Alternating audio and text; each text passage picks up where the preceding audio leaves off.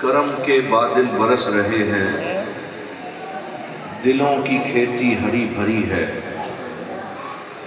کرم کے بادل برس رہے ہیں، دلوں کی کھیتی ہری بھری ہے۔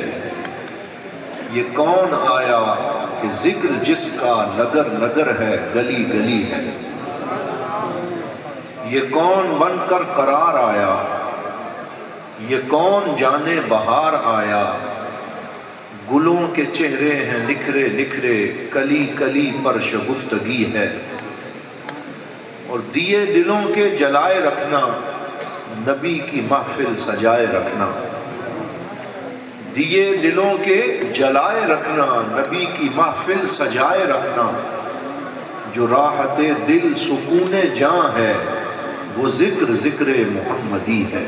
بڑی سعادت کی بات ہے کہ آج پہلی مرتبہ آپ کے اس علاقے میں حاضری کی سعادت نصیب ہوئی ہے۔ حضور صلی اللہ علیہ وسلم کے ذکر کی محفل سجی ہوئی ہے، اور میں بات کو اس نقطے سے شروع کرنا چاہتا ہوں کہ ہمیں اللہ رب العزت کا شکر ادا کرنا چاہیے کہ اللہ تعالی ہمیں اس طرح کی محافل عطا فرماتا ہے جس میں مل بیٹھ کر ہم اللہ اور اس کے رسول صلی اللہ علیہ وسلم کا ذکر کر لیتے ہیں۔ اللہ تعالیٰ نے قرآن میں فرمایا یا ایھا الذین آمنوا اذکروا اللہ ذکرا کثیرا۔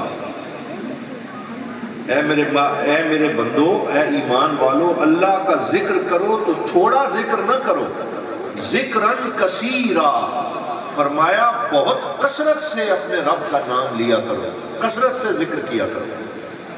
بندہ اکیلا ہو تو بھول جاتا ہے، ضروری ہے کہ کوئی یاد کروانے والا ہو۔ جب محفل میں بیٹھتے ہیں تو ایک دوسرے کی ایمانی کیفیت کو دیکھ کر انسان کی اپنی کیفیات اور روحانیات میں برکت نصیب ہوتی ہے۔ آپ قرآن پاک کا مطالعہ کریں، حضرت موسیٰ علیہ السلام کو اللہ تعالیٰ نے فرمایا اذهب الى فرعون انه طغى فقل هل لك الى ان تزكى، کہ اے موسیٰ جائیں فرعون کے پاس اور اسے دعوت توحید دیں، اسے کہیں کہ اب آ جاؤ اسلام کی طرف۔ تو حضرت موسیٰ علیہ السلام نے کہا یا اللہ جاتا تو ضرور ہوں لیکن مجھے اکیلا نہ بھیج، بلکہ کیا فرمایا، پوری دعا مانگی رب اشرح لی صدری ویسر لی امری واحلل عقدۃ من لسانی یفقہوا قولی۔ یا اللہ میرا سینہ کھول دے، شرح صدر عطا فرما، زبان میں تاثیر پیدا فرما تاکہ وہ میری بات سمجھ سکے۔ اور ساتھ ہی ارشاد فرمایا وَجَعَلْ لِي وَزِيرًا مِّنْ أَهْلِي، یا اللہ مجھے اکیلا نہ بھیج، میرے گھرانے میں سے کسی اور بندے کو میرا وزیر اور مشیر بنا کے میرے ساتھ بھیج۔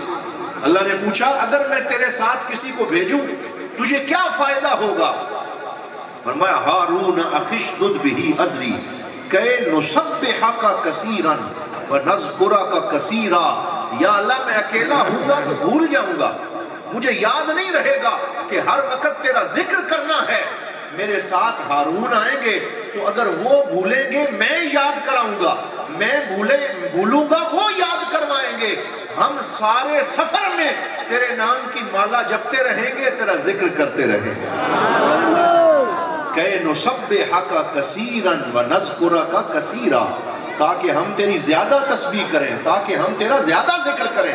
تو علماء نے اس آیت سے یہ قاعدہ مستنبط کیا ہے کہ اجتماعیت میں برکت ہے، مل بیٹھنے میں اللہ تعالیٰ کا یہ فضل ہے کہ جب 40 بندے مل کے بیٹھے ہوں، فرمایا ان میں کوئی ایک اللہ کا پیارا ضرور ہوتا ہے اور باقی سارے گناہگار ہوں، ایک اللہ کے پیارے کی برکت سے اللہ تعالیٰ سب کے ذکر کو قبول فرما لیتا ہے۔ تو اس لیے فرمایا مل کے بیٹھو، اکٹھے مل کے مولا کو یاد کرو۔ ایک حدیث پاک میں اور زیادہ حوصلہ بلند ہو جاتا ہے، وہ میں آج آپ کو سنا رہا ہوں۔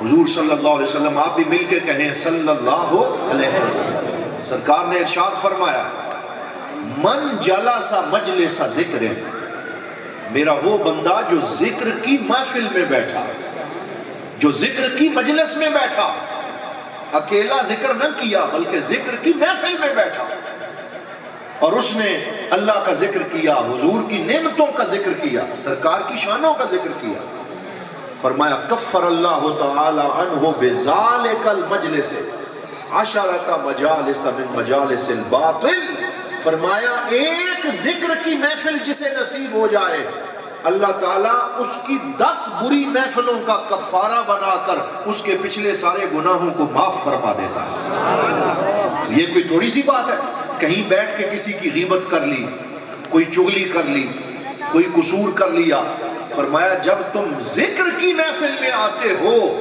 10 بری محفلوں کا وہ ایک محفل کفارہ بن جاتی اور گناہوں کو بخش دیا جاتا۔